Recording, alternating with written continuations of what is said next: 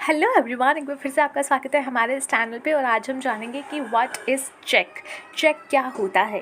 अगर आप negotiable instrument act पढ़ रहे हो या फिर अकाउंटिंग पढ़ रहे हो तो वहाँ पे चेक वर्ड आपको बार बार सुनने को ज़रूर मिलेगा।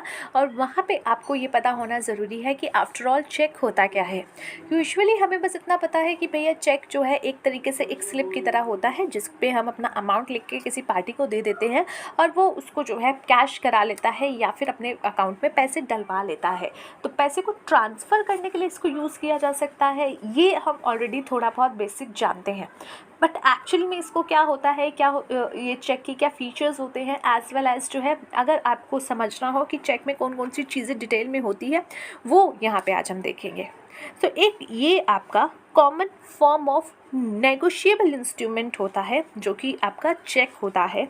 ये सिमिलर होता है आपके बिल ऑफ एक्सचेंज की तरह, जिसका एक ही डिफरेंस होता है कि यहाँ पे जो है जो ड्रॉई होगा वो हमेशा बैंक होगा चेक की केस में, यानी हमेशा बैंक को पैसे देने होते हैं। तो इसलिए जो ड्रॉई है दैट इज़ बैंक ऑलवेज।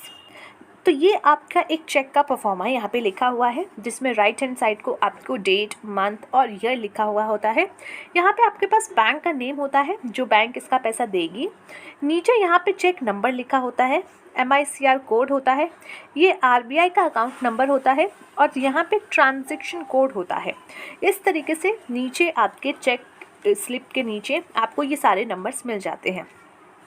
यहाँ आपका अकाउंट नंबर शो होता है क्योंकि अगर यहाँ पे अकाउंट नंबर नहीं होगा तो पता कहाँ से चलेगा किसके अकाउंट में पैसे जा रहे हैं। सबसे ऊपर अगर आप देखोगे तो आपके अकाउंट की डिटेल होती है यह, और जिस आपके ब्रांच मतलब जो जहाँ पे भी आपका ब्रांच है, जिस भी बैंक में आपका ब्रांच है उसकी डिटेल होती है। यहाँ आप लिखते हो पे, यानी किस पर्सन को ये पैसे पे किए जा रहे हैं। उसके नीचे आप अमाउंट्स लिखते हो इन वर्ड्स कि कितने पैसे आप दे रहे हो। साइड में आप लिखते हो वही अमाउंट इन योर न्यूमेरिकल कि भैया कितने पैसे देने हैं। नीचे आप अपने साइन करते हो। तो इस तरीके से आपका चेक का पूरा परफॉर्मा बनता है।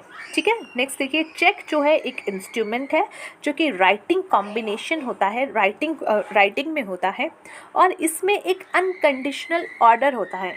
अनकंडीशनल ऑर्डर यानी कि आप अगर इस चेक को देखो तो यहाँ पे सिर्फ ये लिखा गया है कि इस पर्सन को इतना पेमेंट कर दीजिए, इस पर्सन को इतना पेमेंट कर दीजिए।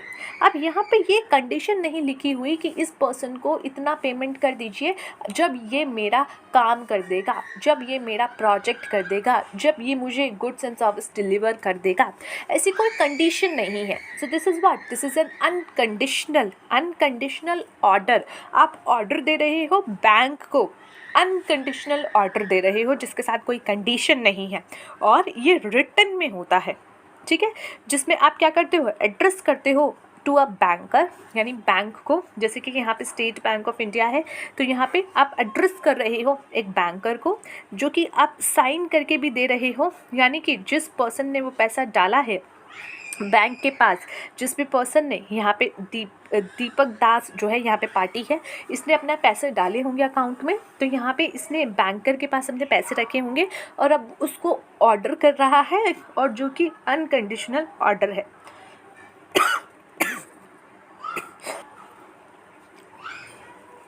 और यहाँ पे साइन करके दिया जा रहा है, रिक्वायरिंग हिम टू पे on demand a certain some of money, यानी कि जब वो डिमांड करेगा।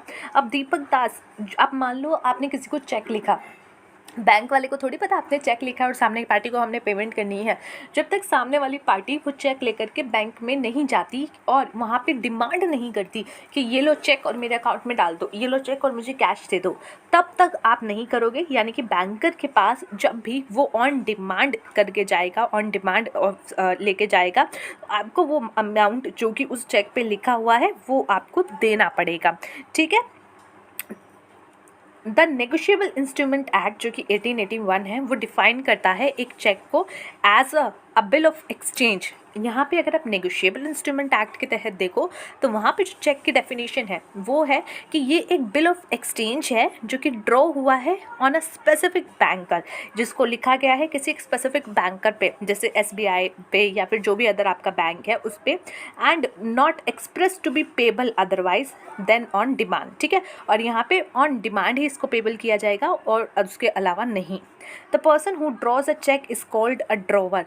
जो पर्सन चेक ड्रॉ ड्रॉ करता है वो क्या कहलाता है, ड्रॉअर कहलाता है।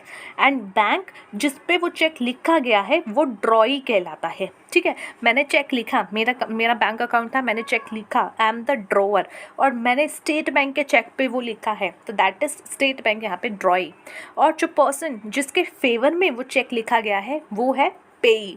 तो यहाँ पे ड्रॉअर ने चेक लिखा आपका, और ड्रॉई यानी कि जो बैंक है वो आपका बैंक है, और वो ड्रॉई कहलाएगा।